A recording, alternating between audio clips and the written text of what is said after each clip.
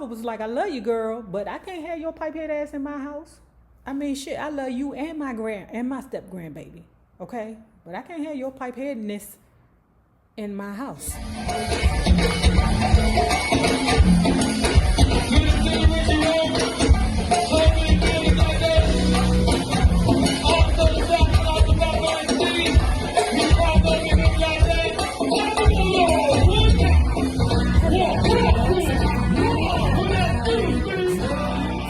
Remember to like, share, and subscribe because it is so important to my success here on the YouTube. And if you are not already a part of our Patreon book club, please hit the link below to be privy to all the shenanigans before YouTube gets it, if YouTube gets it. Now, let's talk about Jan Gaye's My Life with Marvy Pooh after the dance. Part, I don't know. Some of y'all husbands is mad at me because I'm saying Marvy Pooh. I don't mean no disrespect to that man. I mean, he's from Washington, D.C. Y'all too sensitive out here.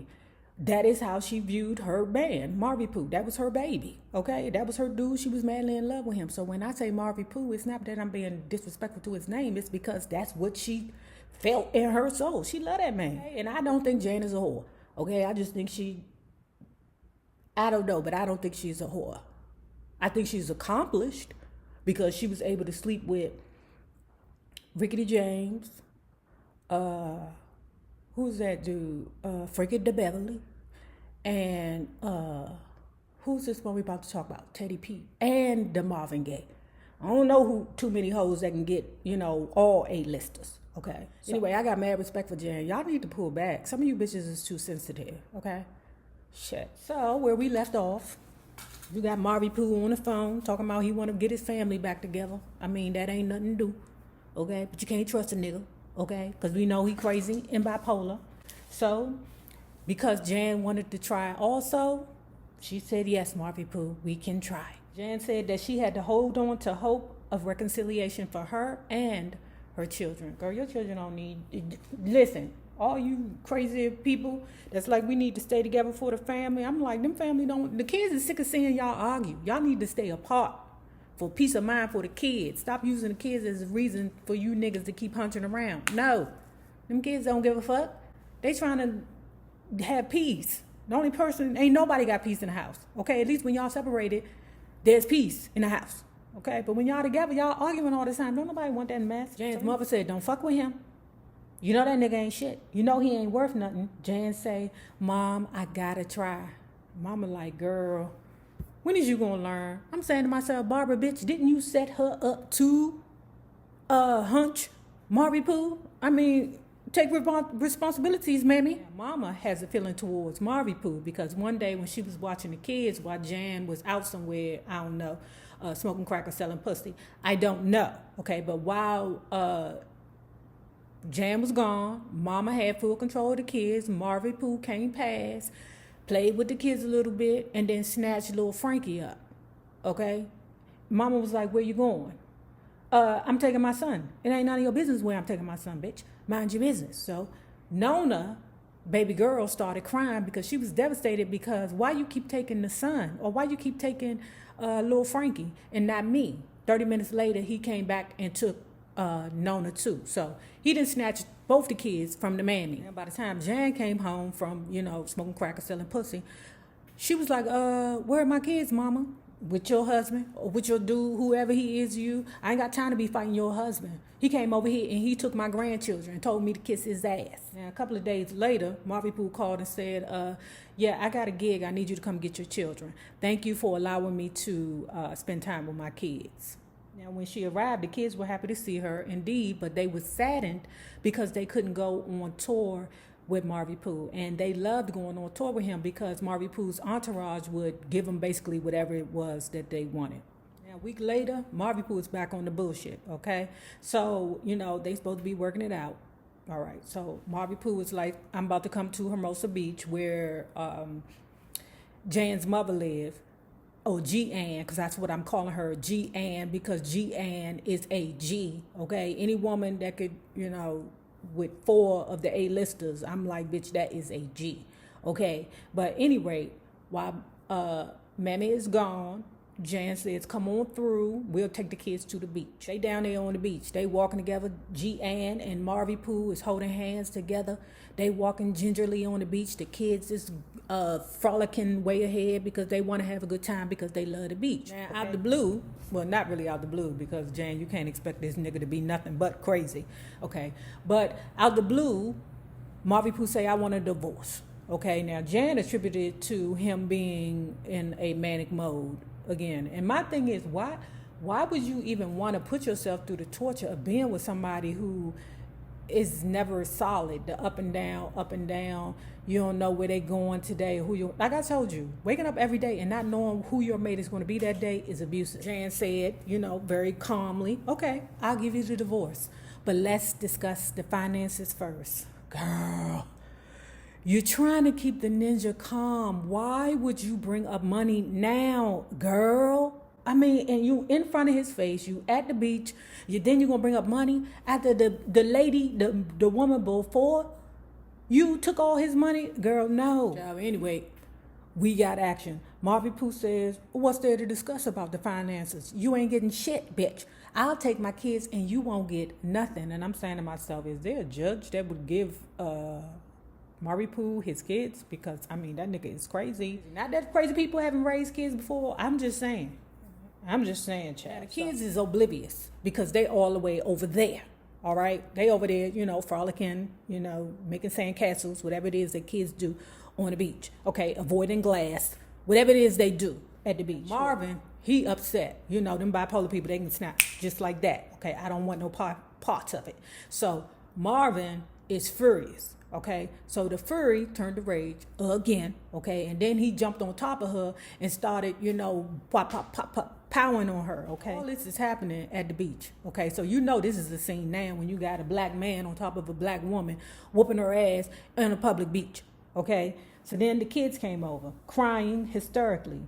Marvin Gaye grabbed Lil Frankie's hand, of course, because first thing he wanted to do was grab the son, I mean, I guess that would be indicative of what his father did to him. Okay, but anyway, Jan grabbed the other hand and they playing tug of war with the baby. Within minutes, the police came. The police had to force Marvy Pooh off of Jan. Okay, now, because Marvy Pooh, he lunching, he on that bullshit, and he, I don't know, manic or whatever she called him. Okay, because I know now she understands what the hell was going on, but back then she probably didn't know what the hell was going on. But what she should have known is that Monday, this nigga is all sunshine, and on Tuesday, this nigga is a tornado. Okay, you should understand that part at least. But at least now, I think in this day and age, you can put a name on whatever it is that's going on. And a lot of times, it be bipolar. Because Marvy Pooh was resisting, one of the police punched you in the eye. Okay, you may be Marvy Pooh, nigga, but you're still black. Marvy Pooh hollering, all I want is my son, he screamed. Nona started crying again because she is like, what the Oh, my God, can you believe the devastation to that little girl? Wait a minute, didn't that look... So anyway, Marvin went to jail and was bailed out within hours. I wonder who bailed him out. It's probably some Motown person, trying to make good on their investment. So the next day, Marvy Pooh and Mama Gaye went to Vegas. Okay, word was on the street that Marvy Pooh had put a lot of money on this boxer by the name of Andy the Hawk Price, who was set to fight Sugar Ray Leonard. Answer no. Why would you vote against the home team? That's crazy to me. I mean, you're from Washington, D.C., so why wouldn't you put your money on Sugar Ray? Okay, so anyway, Andy didn't win. Sugar Ray did. And he lost a lot of money. He was basically putting everything into this bet because he looked at it as a way for him to turn his life around financially. So it was either win, really win, or lose, really lose. And remember at this time that Marvy Pooh's finances are already depleted. He just fucked up all the way around the board. Okay. A week later, Marvy Pooh calls Jan. Marvy Pooh says, did you send your drug dealing step-pappy over my house to kill me? He outside my door right now looking for me.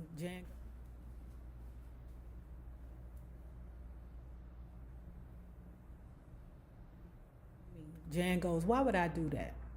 Why would I do that? Why would I ask my stepfather to kill the man that I love, the man that is the father of my 2 kids? Marvin Pooh go, well, why the fuck is he outside then?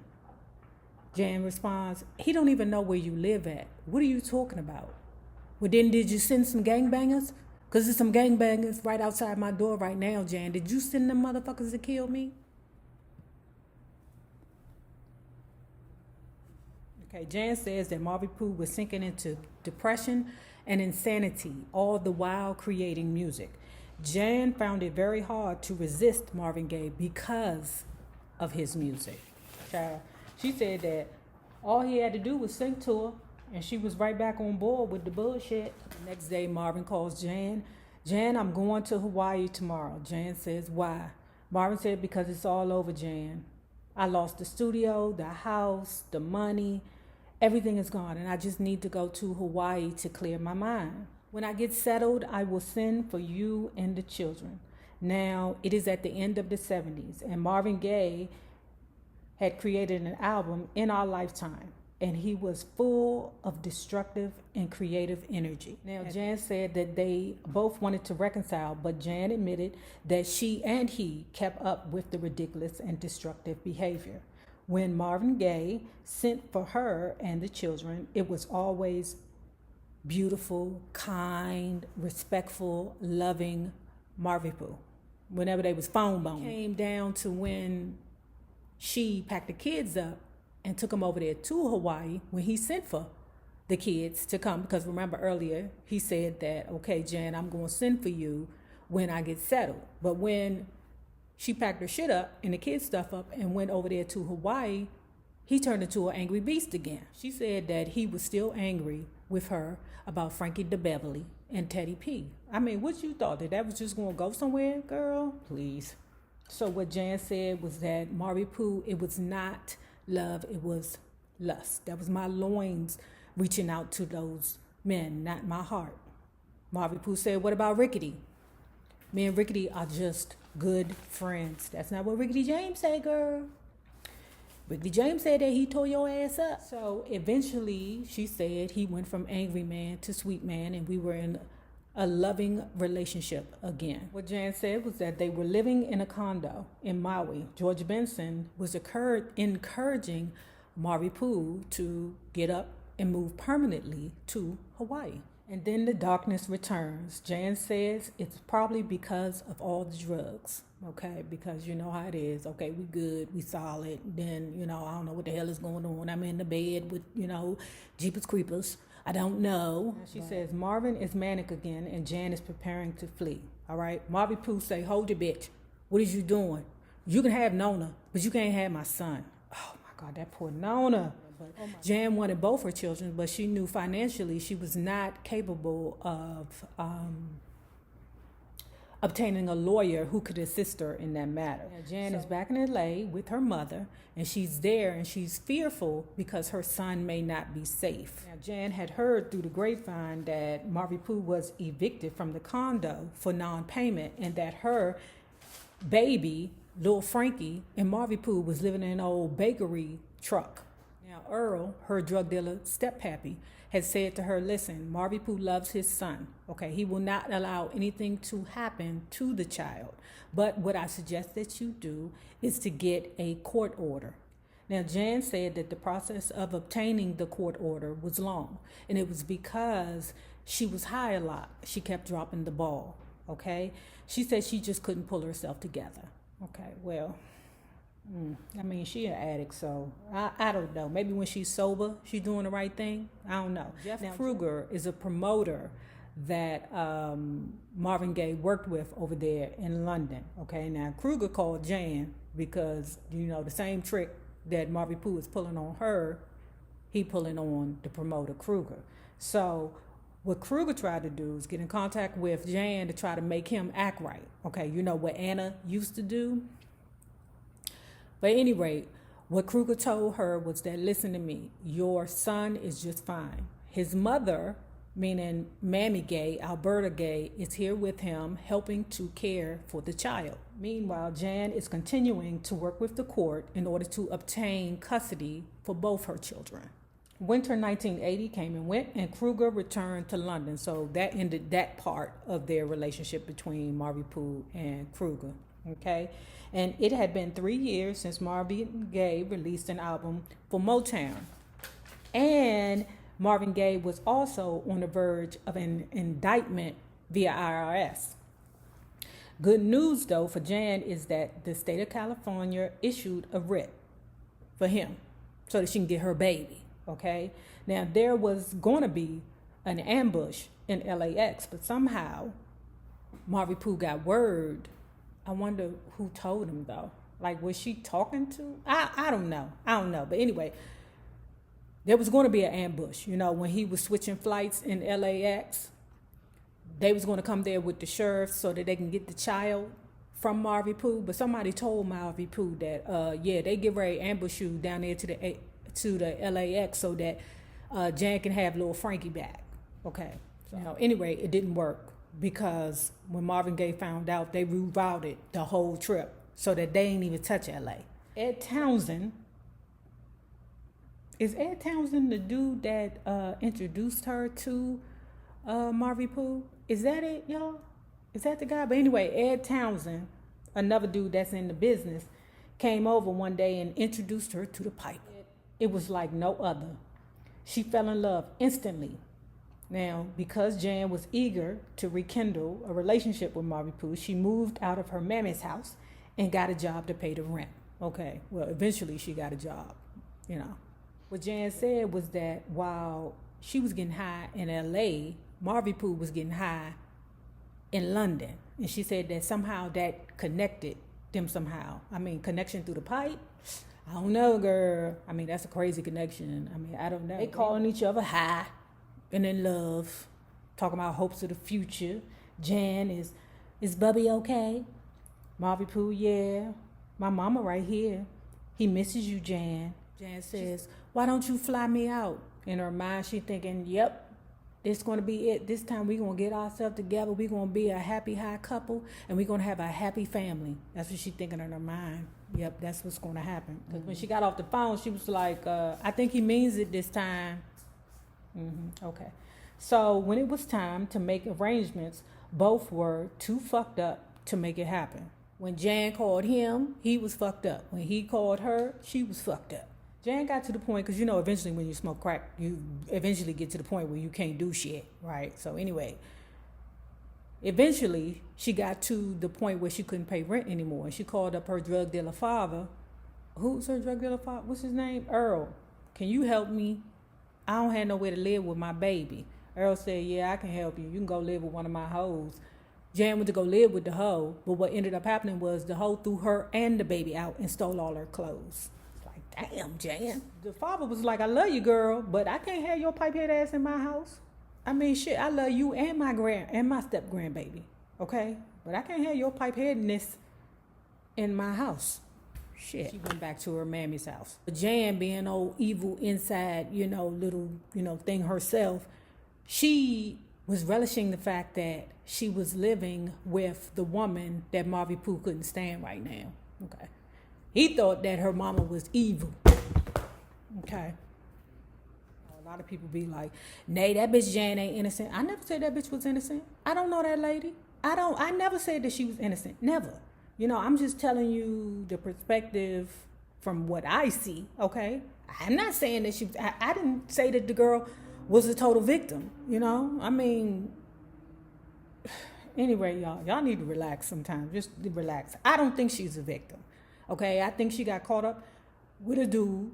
She liked the comforts of being his wife, and she wanted to keep those comforts. So there were always advantages to staying with her mother, okay? Because one, her mother got her drugs.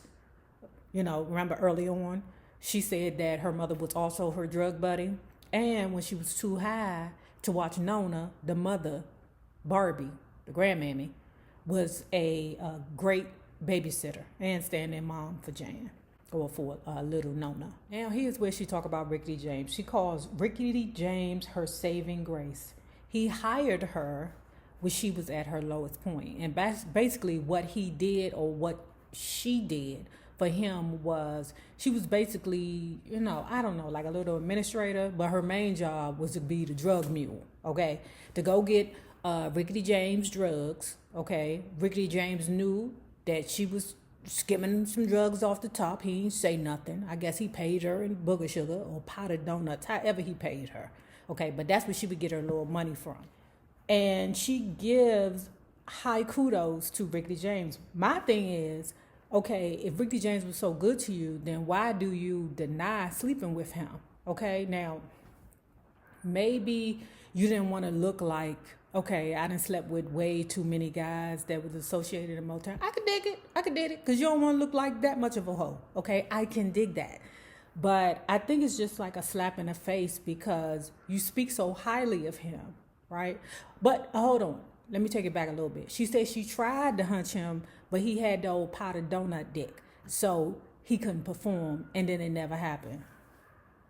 Okay, girl. Now, Kruger, you know, the London promoter dude, or manager dude, whoever he is, he got Marvin back on tour in London. And he had reached out to Jan for help. Kruger says to her, look, Marvin Pooh up to the bullshit again. I need your help. Okay, he is set to sing for Princess Margaret, and he say he don't want to sing. Who the hell is he to not sing for a whole princess over there in London? He says, Jan, can you please help me with this nigga, please? Jan says, I'll try. Well, what do you want me to do about the situation? Kruger says, look, just get him to sing to the princess, and I will make sure that you get your son back. So after Jan gets off the phone with Kruger, she calls Marvin Pooh. Hey, Marvin, sweetheart. What's up? I heard you was fitting to sing for the princess. Marvin Gaye said, fuck the princess. Fuck Kruger and fuck London.